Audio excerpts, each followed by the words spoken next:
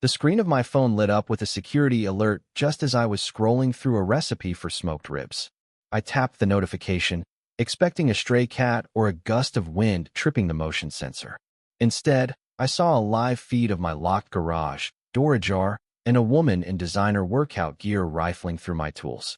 Margaret, the HOA president of Willow Creek, was snooping in my private workshop, a place I'd built to escape the noise of the world. She didn't know I was watching. She didn't know I was done letting her push me around. This wasn't just a neighborly spat Anna Marie, it was war, and I had a welder's torch to fight it.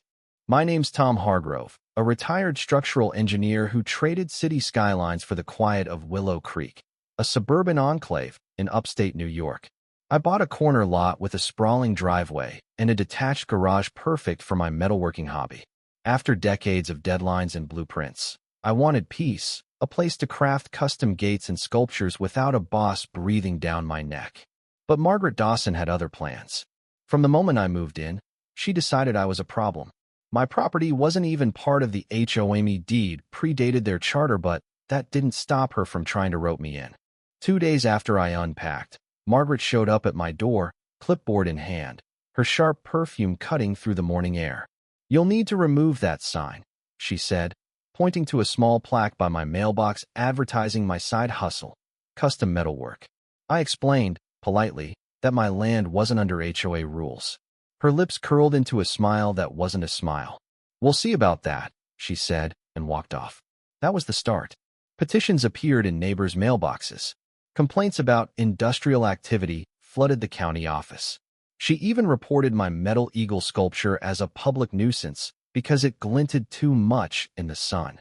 Inspectors came, checked my permits, and left with a shrug. I thought she'd burn out. I was wrong. Margaret didn't want compliance, she wanted control. Things got stranger. I'd find tools misplaced in my garage, a hammer on the wrong shelf, a grinder unplugged. At first, I blamed my own absent-mindedness. I'm 58, and late nights at the forge can blur your memory. But then I noticed a sketch for a client's gate, carefully taped shut, torn open and left on the bench. Someone was sneaking in. I didn't confront anyone. Instead, I installed a high-definition security system, cameras hidden in the rafters, feeding live to my phone. 3 days later, I got my answer. I was in my kitchen, watching a video on brining pork, when the alert pinged. I switched to the camera feed, and there she was, Margaret, in a neon tracksuit, slipping into my garage with a flashlight and a crowbar. She poked through my workbench, lifted a pair of welding gloves, and snapped photos with her phone, muttering to herself. I watched, jaw tight, as she handled my tools like they were evidence in a crime scene. I could have called the sheriff. I could have stormed out and yelled. But I'm not that guy. I'm the guy who plans, measures, and builds. And I had an idea. Margaret drove a gleaming black Cadillac SUV, parked with surgical precision in her driveway, washed weekly, and treated like a family member. It was her pride, her status symbol. If I was going to send a message, that car was the target. I spent 2 nights drafting a steel frame, not a cage, exactly, but a structure, legal and temporary, that would lock her Cadillac in place without touching it. The design was simple. For panels, bolted into gravel anchors, strong enough to withstand a tow truck, but elegant enough to pass as art. I'd need her to park on my property, though, and that meant bait. I printed fake documents labeled confidential, HOA violations, and Willow Creek audit. I left them on my workbench, angled a camera to catch the action, and left the side gate unlocked. Margaret couldn't resist a scandal. Sure enough, on a chilly Thursday night, she took the bait. Her Cadillac rolled onto my driveway, just past the property line. She crept into the garage, flashlight in hand, and started flipping through the papers, whispering excitedly. I watched from my living room, sipping a ginger ale, as she dug deeper into the stack. Then I triggered a remote switch I'd rigged to lower the garage door halfway. She yelped, dropped a page, and bolted out, thinking she'd been caught. The door closed fully behind her, and she stormed off, leaving her car behind. I didn't waste time. I suited up, fired up my welder, and got to work. I'd pre-cut the steel panels, painted them to blend with the neighborhood's muted palette, and labeled them as a temporary art installation. By 2 a.m., Margaret's Cadillac was surrounded by a 15-foot-long steel frame, bolted into anchors I'd driven into the gravel. No scratches, No damage, just a car that wasn't going anywhere without heavy equipment. I welded a small sign to the front. Exhibit, private property protection.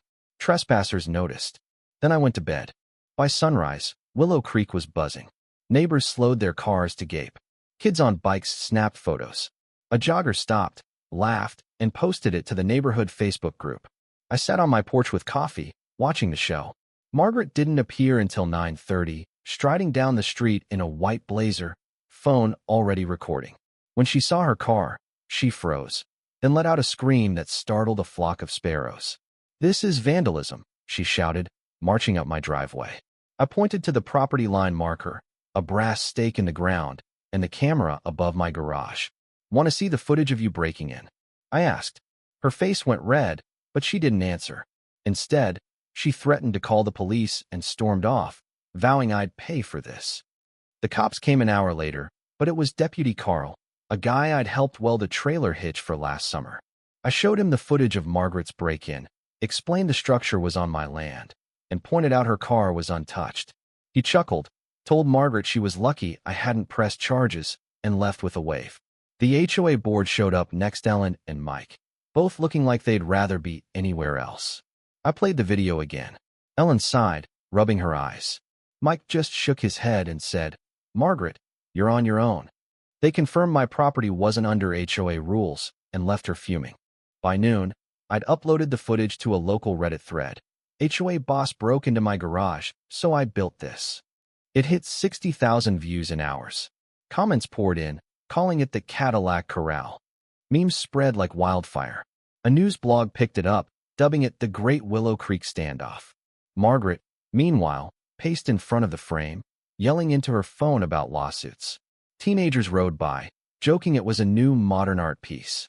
The internet turned her rage into a spectacle, and I let it. Margaret didn't back down. She filed a county complaint, claiming my structure was unpermitted and a visual blight. The inspector, a guy named Ron, came by, saw my permits, and asked if I'd weld him a fire pit. Then she sued me for emotional distress and defamation, attaching screenshots of Reddit comments as evidence.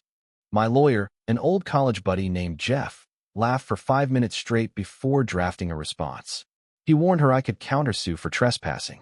Her flyers appeared next, taped to lampposts, calling me a menace, with a blurry photo of me like I was a fugitive. I framed one and hung it in my garage.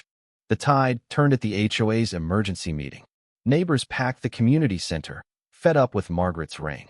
They voted her out as president, passed rules allowing yard art, and even proposed moving my frame to the park as a community landmark. Margaret stormed in, called it a trash heap, and was booed out. Her allies dwindled. Her house went up for sale a month later, and she vanished without a word, her Cadillac towed away in the night by a crew she'd paid to dismantle the bolts. I took the frame down after 6 weeks, not because of pressure, but because it had served its purpose. I donated the steel to the park, where it became a pergola with a plaque, in honor of boundaries. Willow Creek changed. Neighbors hosted barbecues, painted their fences, and smiled more. I went back to welding, now with clients asking for Tom-style, gates sturdy, subtle, and defiant. The story faded from the internet, but in Willow Creek, it's legend. People still stop by to ask about it, and I tell them the same thing. I didn't want to fight. I wanted respect. Looking back, I don't regret a single weld. Margaret thought she could bully me into submission, but she picked the wrong guy. I didn't yell or threaten. I built something stronger than her ego, a line in steel that said, "Not here." And it worked. The neighborhood's better for it, and so am I. What do you think? Was I right to trap her car, or should I have called the cops and let the law handle it? Have you ever faced someone who used rules to bully others?